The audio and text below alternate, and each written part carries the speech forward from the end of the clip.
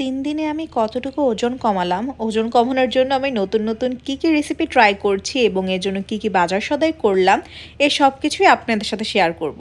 আসসালামু আলাইকুম, কেমন আছেন সবাই? আশা করি সবাই ভালো আছেন। সকালবেলা উঠে মনটা অনেক বেশি ভালো হয়ে গেছে, বিকজ ওই যে জেদ্দা এয়ারপোর্টে আমাদের যে স্ট্রলারটা রেখে দিছিল এটা ফাইনালি কুরিয়ারের মাধ্যমে আমাদের বাসায় পাঠিয়ে দেওয়া হয়েছে। তো একটু হ্যাসেল পোহাতে হলেও ভিস্তারা এয়ারলাইন্স তাদের কথা রেখেছে, এতেই আমি খুশি।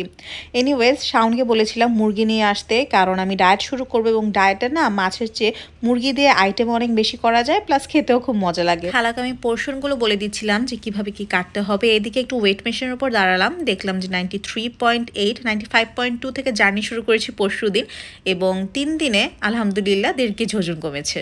আমি আমার জন্য এবং আওয়াইশার জন্য চিকেন বের করে নিয়েছি। আমারটা আমি করবো বারবিকিউ চিকেন এবং আওয়াইশাকে একটু ফ্রাইড চিকেন করে দিব। আমি চিকেন বারবিকিউর জন্য একটা লেগ পিস নিয়ে নিয়েছি, এতে একটু আদা বাটা এবং রসুন বাটা দিয়েছি। খালা আমাকে বাকি কাজগুলোতে হেল্প করছিল, যেমন এই যে মশলাপাতি গুছায় রাখা, আরও টুকটাক কাজ, বাট রান্নাবান্নার মেইন কাজটা সবসময় আমি করে থাকি।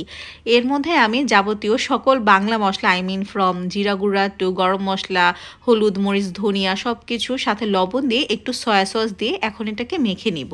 বেটার হয় যদি চিকেনটাকে ফার্স্ট একটু কেচে নেন, অথবা একটু কেটে কেটে নিলে তাহলে ভেতরের মশলাটা ভালো মতো ঢুকে, বাট আমার মনে ছিল না আসলে। আর আমি এত তাড়াহুড়োর মধ্যে থাকি যে আমি যে 1 ঘন্টা একটু ম্যারিনেট করে রাখবো সেটাও আমার টাইম হয় না। কোনো রান্না, সেটা হোক ফ্রাই অথবা বারবিকিউ, যদি একটু ম্যারিনেট করে রাখা যায় না তাহলে টেস্ট অনেক গুণ বেড়ে যায়। এর মধ্যে আমি একটু লেবুর রসও দিয়েছি। এরপরে মশলাটা আমি ভালো মতো পুরো মাংসের মধ্যে মেখে নিচ্ছি। বারবিকিউ চিকেনে যে আপনাকে সবসময় এরকম বাংলা মশলা সব ইউজ করতে হবে ব্যাপারটা কিন্তু এমন না।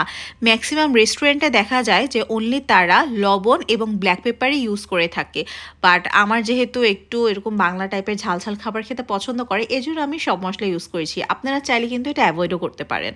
এই যেমন দেখুন, উল্টো পিট করার পরে যখন আমার মনে হলো যে না মশলা একটু কম হয়ে গেছে, তখন আমি আবার একটু মশলা এখানে মাখছি। এরপর মনে হলো যে গোলমরিচ দেই নাই, এরপর আমি একটু গোলমরিচ দিলাম, কারণ আপনি যখন লাল মরিচ দেবেন তখন কিন্তু গোলমরিচ এত দেওয়ার প্রয়োজন পড়ে না, বিকজ গোলমরিচের আলাদা একটা ঝাল থাকে। এবং বারবিকিউ চিকেনে যেটা মোস্ট ইম্পর্ট্যান্ট সেটা হচ্ছে বারবিকিউ সস। সো বারবিকিউ সসটাও লাস্টে আমি মেখে নিলাম। অ্যাট দ্যাট পয়েন্ট আমার মনে হলো আমি তো এখনও চিকেনটা ঠিকমতো কেচেই নেই, তো মেরিনেটও করি নেই, কেচেও নেই, দেখা যাবে যে আমার মশলা ঠিকমতো ঢুকবেই না।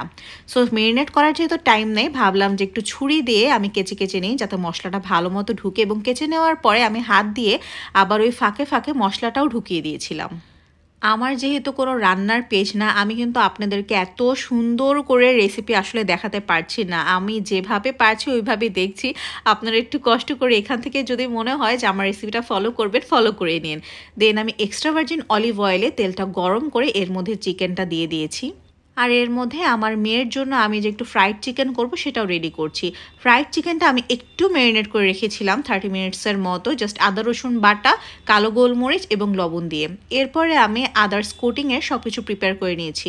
তাই এখানে আমি সয়া সস নিয়েছি, এর মধ্যে একটু লবণ এবং সাথে একটু ময়দা নিয়েছি। এটা হবে একটা কোটিং, এবং আরেকটা কোটিং হবে ডিমের, এবং আরেকটা কোটিং হবে জাস্ট শুকনো ময়দা সাথে একটু লবণ আর গোলমরিচের। এখানে আমি যে কোটিংগুলো ইউজ করছি এর মধ্যে সয়া সস সাথে একটু ময়দা এবং পানি দিয়ে আমি যে কোটিংটা বানিয়েছিলাম, আপনারা চাইলে ওইটার বদলে কিন্তু নর্মাল পানির কোটিংও ইউজ করতে পারেন।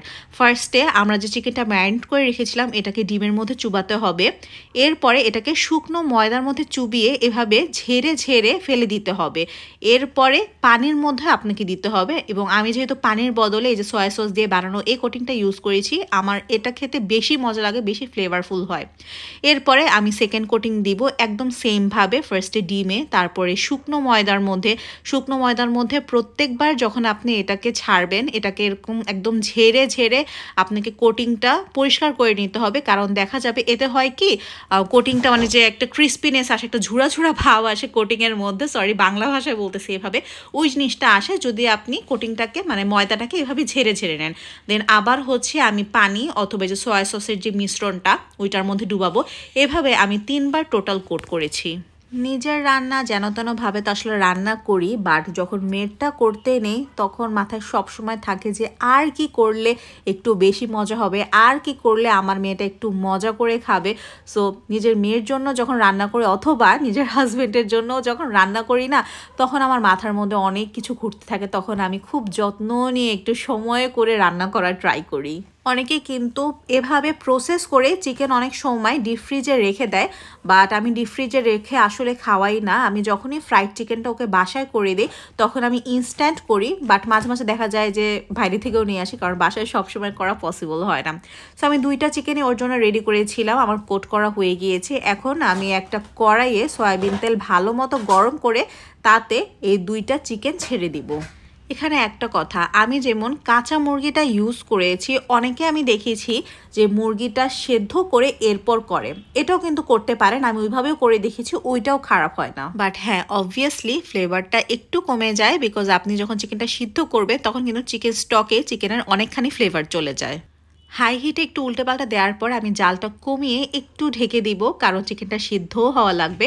এটাও আরেকটা কারণ যে অনেকে সিদ্ধ করে নেয়। আর এইদিকে আমার চিকেনটা আমি একদম লো ফ্লেমে পুরোটা করেছি এবং আমার চিকেন অলমোস্ট হয়ে গিয়েছে। আমি যে বারবিকিউ চিকেনের আজকে রেসিপিটা দেখালাম, এটা একদম আমার গো টু রেসিপি যখন আমি ডায়েট করি, মানে যখন আমার হাতে কোনো সময় থাকে না এবং মনে হয় যে ঝটপট কি করা যায়, মাথায় কিছুই থাকে না, তখন এটা হচ্ছে আমার মোস্ট কমন রেসিপি। সো আমার মেয়ের চিকেন ফ্রাইটা হয়ে গিয়েছে, খুবই মজা হয়েছিল। আওয়াইশা অনেক মজা পেয়েছে মাশাল্লাহ। ওকে আমি নাস্তা করায় এখন গোসল টোসল করে দিয়েছি, আর সে বাবার সাথে দুষ্টামি করতেছে। আমার মেয়ে এখন প্রতিদিন নিজে চুজ করে যে সে কোন জামাটা পরবে। গোসল হলে আলমারি খুলে দাঁড়ায় থাকবে যে কোন জামাটা সে পরবে, যেটা পরতে চায় সেটাই পরাই দিতে হবে। সো মোটামুটি আমি আর খালা মিলে বাসার সব কাজকর্ম করে এখন আমরা খাওয়া দাওয়া করতে বসবো। আমি সবার খাবার বেড়ে দিছি, এই যে এখানে শাওনের খাবার বেড়ে দিছি ওর প্লেটে। তারপর শাওন জিমে প্রত্যেকদিন খাবার নেয়, সো ওইটাও আমাকে রেডি করে দিতে হয়। লাইক 3টা রুটি দিয়েছি, আর এখানে মুরগির মাংস দিয়েছি, আর এখানে খালার খাবার রেডি করে দিছি। আর এখন আমিও খেতে বসবো। সো আজকে আমার মেনুতে ছিল এই যে বারবিকিউ চিকেন, ডিম দিয়ে করা চিচিঙ্গা ভাজি, যেটাও অবশ্যই এক্সট্রা ভার্জিন অলিভ অয়েলে করা, বিকজ সয়াবিন তেল এই সময় একদমই অ্যাভয়েড করি। আর ছিল শসা। সবার কেমন লাগলো আজকের ভিডিও অবশ্যই কিন্তু কমেন্ট বক্সে জানাবেন। Thank you for watching. আল্লাহ হাফেজ।